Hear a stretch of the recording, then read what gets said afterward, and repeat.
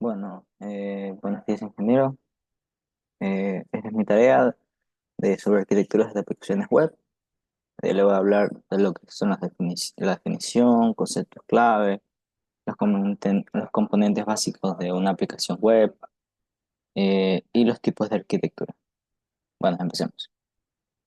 Eh, para empezar, tenemos lo que es la definición y concepto clave. La definición es el plan que define como estructura, conecta los elementos de una aplicación web como las páginas y los paneles.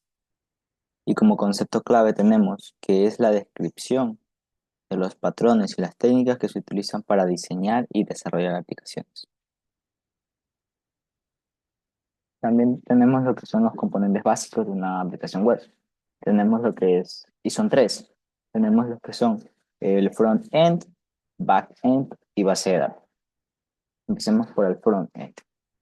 Eh, el front-end o capa de presentación está compuesto por componentes de interfaz de usuario como HTML, CSS y JavaScript, que conforman la parte frontal de la aplicación. En este caso aquí podemos ver dos imágenes haciendo referencia a lo que es el frontend, en lo que se basa el frontend. También tenemos lo que es el backend o capa de negocio. En esta capa consiste en la lógica de la aplicación, lo que es scripts como PHP, ASP.NET o Python, que definen cómo la aplicación maneja y procesa los datos en respuesta a las interacciones del usuario. Tenemos también dos imágenes alusivas a lo que es el frontend y que es el backend. Acá igual.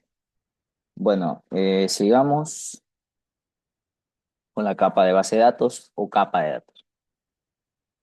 Esta capa contiene las bases de datos y otros almacenes de datos que guardan información utilizada por la aplicación, como los usuarios, productos, pedidos, etcétera, dependiendo de lo que es, para qué sirve la aplicación. Bueno, aquí tenemos lo que son, como, como está posicionado, la arquitectura, una arquitectura, tenemos la capa de presentación, que es el frontend, la capa del navegador, la capa del servicio, la lógica de negocio, que es la capa de eh, el backend,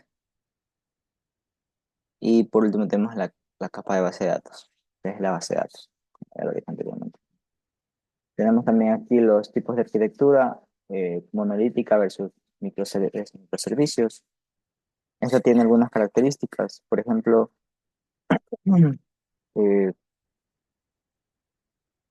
en el código base, en la monolítica, en la arquitectura monolítica, esto es unificado, y en cambio en la arquitectura de microservicios, son servicios independientes. En el despliegue, en la monolítica es unitario y en microservicios el despliegue es por servicios. En escalabilidad, en la monolítica es vertical y en microservicios es horizontal. Eh, en flexibilidad, en la monolítica es limitada, lastimosamente, pero en microservicios es alta.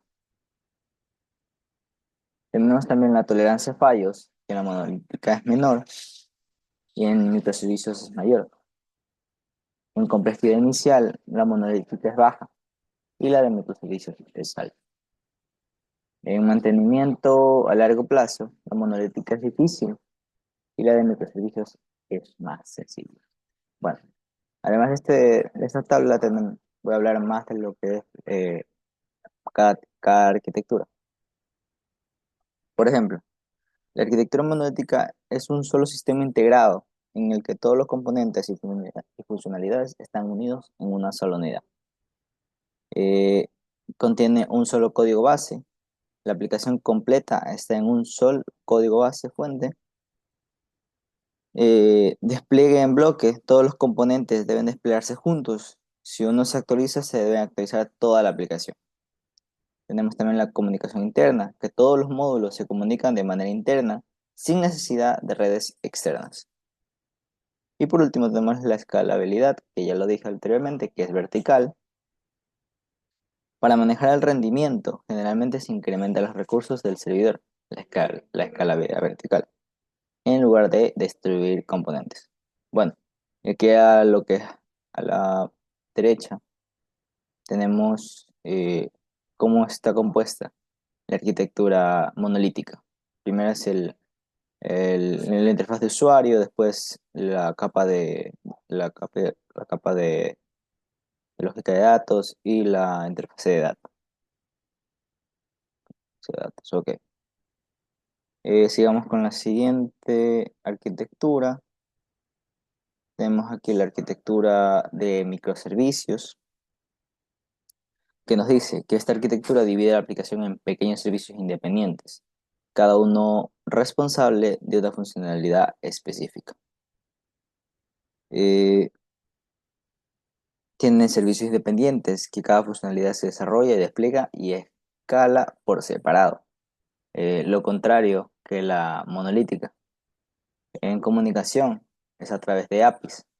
Los microservicios interactúan mediante APIs como REST, gRPC, etc. Tenemos también la escalabilidad horizontal. Los servicios pueden escalarse de forma independiente según la demanda. Y por último, también tenemos el despliegue y actualizaciones independientes. Cada microservicio puede actualizarse sin afectar a los demás. Y bueno, tenemos también aquí a la derecha lo que es la arquitectura de microservicios. Como ya se lo dijo anteriormente, su escalabilidad es horizontal. Y listo. Sigamos con el siguiente tema, que son los patrones de arquitecturas web. En este de aquí vamos a hablar de varios modelos, que los veremos a continuación. Bueno, el primer modelo es modelo vista controlador. Es una forma de organizar la lógica de una aplicación en tres componentes principales: modelo, vistas y controladores. El modelo gestiona la lógica de negocio y los datos, y es el núcleo funcional de la aplicación. La vista se encarga de la presentación de los datos y de la interacción del usuario. El controlador controla la interacción del usuario y trabaja con el modelo y selecciona una vista para representar la interfaz del usuario. Bueno, también tenemos lo que es otro modelo, que es modelo vista model, que es una forma de diseñar aplicaciones que separa la matriz de usuario, el UI, de la lógica de la aplicación. Bueno, aquí tenemos lo que es el modelo, que representa la lógica de negocio y los datos. La vista, que define cómo se mostrarán gráficamente la información y las funcionalidades. Y por último tenemos el vista modelo, que actúa como intermediario, que mantiene la lógica de las interfaces y, y sincroniza los datos entre el modelo y la vista. Bueno, también tenemos lo que es el modelo vista adaptador, que es un patrón de arquitectura de software que organiza la estructura de una aplicación dividiéndola en tres componentes principales: modelo, vista y adaptador. Su primer objetivo es desacoplar la lógica de negocio y los datos de la representación visual, como el adaptador, facilitando, facilitando la comunicación entre el modelo y la vista. Bueno, debemos hablar de sus componentes y una descripción pequeña. El modelo, como ya sabemos, representa la lógica de negocio y los datos de la aplicación. Este es responsable de gestionar la información y ejecutar las reglas del negocio. Listo. La vista también, como ya lo vimos anteriormente, representa la interfaz de usuario y se encarga de la presentación de los datos. Y la parte de adaptador, que es nueva, es la pieza intermedia entre el modelo y la vista, facilitando la comunicación entre ambos, y recibe los eventos de la vista y decide qué acciones tomar en el modelo.